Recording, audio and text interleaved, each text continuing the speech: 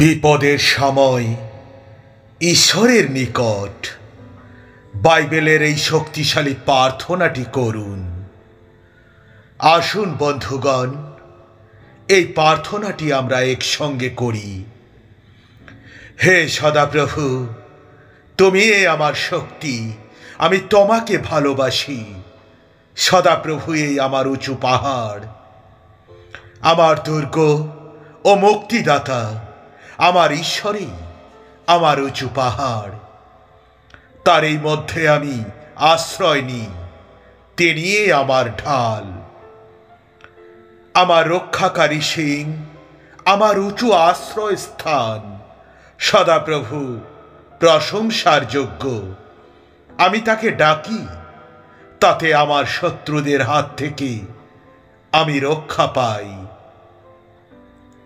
মৃত্যুর দড়িতে আমি বাধা পড়েছিলাম, ধ্বংসের স্রোতে আমি তলিয়ে গিয়েছিলাম। মৃত স্থানের দড়িতে আমি বাধা পড়েছিলাম, আমার জন্য পাতা হয়েছিল মৃত্যুর ফাঁদ। আমি এই বিপদে আমার ঈশ্বর সদাপ্রভুকে ডাকলাম এবং সাহায্যের জন্য তার কাছে কান্নাকাটি করলাম।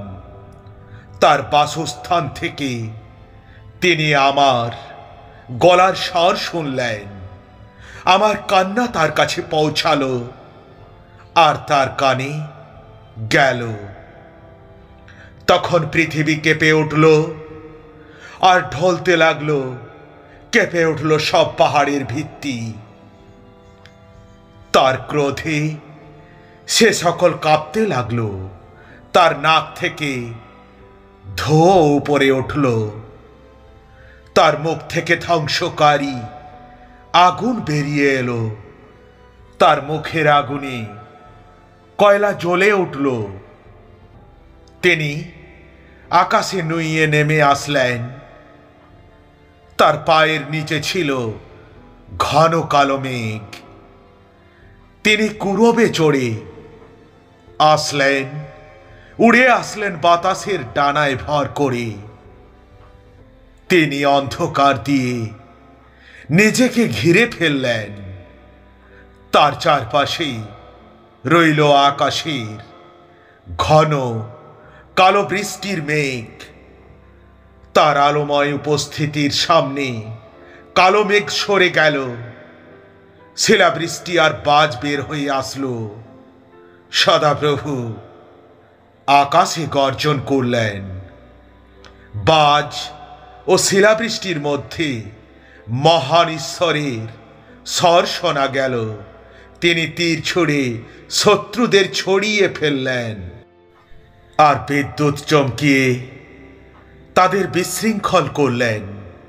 হে সদাপ্রভু, তোমার ধমকে আর নিঃশ্বাসের ঝাপটায় মাটির তলায় জল দেখা দিল।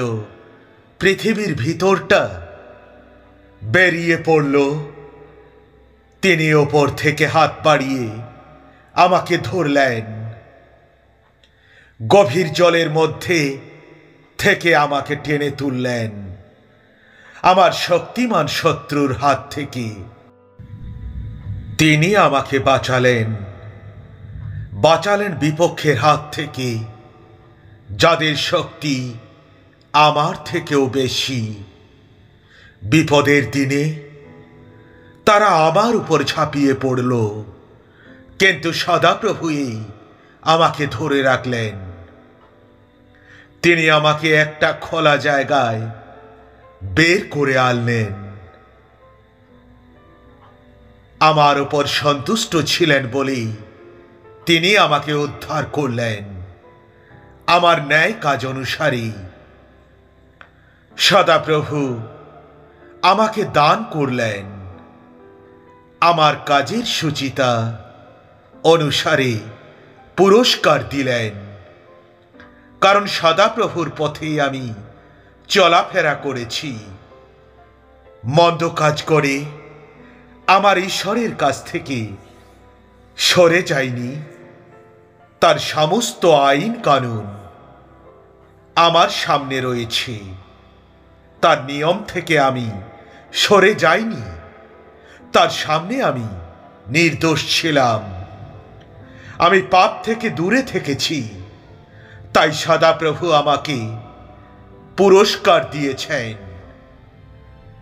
তার চোখে আমার ন্যায় কাজ অনুসারে, আমার কাজের সূচিতা অনুসারে, হে সদাপ্রভু, তুমি বিশ্বস্তদের সঙ্গে বিশ্বস্ত ব্যবহার করো, নির্দোষের সঙ্গে করো নির্দোষ ব্যবহার, খাঁটিদের সঙ্গে করো খাঁটি ব্যবহার, আর কুটিলদের দেখাও তোমার বুদ্ধির কৌশল।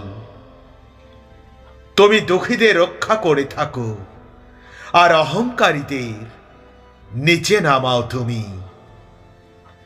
তুমি আমার জীবন বাতি জ্বালিয়ে রাখো। আমার ঈশ্বর সদাপ্রভু আমার অন্ধকারকে আলো করেন। তোমার সাহায্যে আমি সৈন্যদলের উপর ঝাঁপিয়ে পড়তে পারি, আর আমার ঈশ্বরের সাহায্যে লাফ দিয়ে দেওয়াল পার হতে পারি। ঈশ্বরের পথে কোনো খুঁত নেই। সদাপ্রভুর বাক্য খাঁটি বলে প্রমাণিত হয়েছে। তিনি তার মধ্যে আশ্রয় গ্রহণকারী সকলের ঢাল। একমাত্র সদাপ্রভু ছাড়া ঈশ্বর আর কে? আমাদের ঈশ্বর ছাড়া আর কি কেউ আশ্রয় পাহাড় আছে?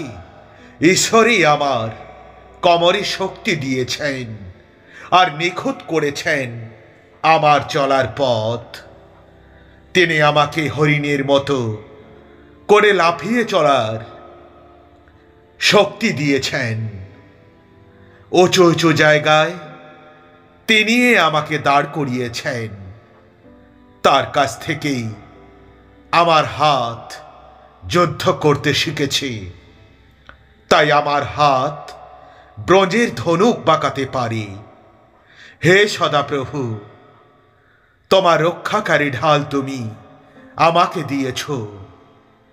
তোমার ডান হাত আমাকে ধরে আছো। তোমার যত্ন দিয়ে তুমি আমাকে মহান করেছ।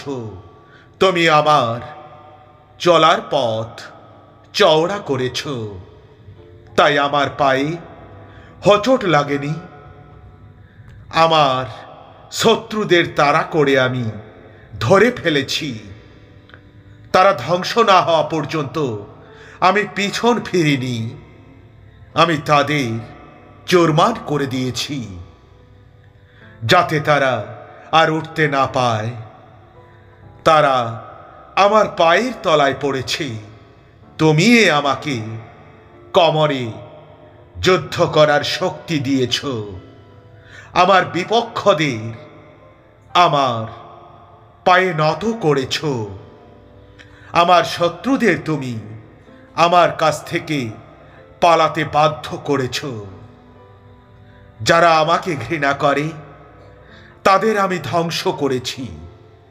তারা সাহায্যের জন্য চিৎকার করেছে, কিন্তু কেউ তাদের রক্ষা করতে আসেনি। তারা সদাপ্রভুর কাছে চিৎকার করেছে, কিন্তু তিনিও তাদের উত্তর দেননি। বাতাসে বয়ে নিয়ে যাওয়া ধুলোর মতো আমি তাদের গুঁড়ো করেছি। রাস্তার কাদামাটির মতো করে তাদের ফেলে দিয়েছি। হে সদাপ্রভু, লোকেদের বিদ্রোহ থেকে তুমি আমাকে উদ্ধার করেছ। আমিন, আমিন, আমিন।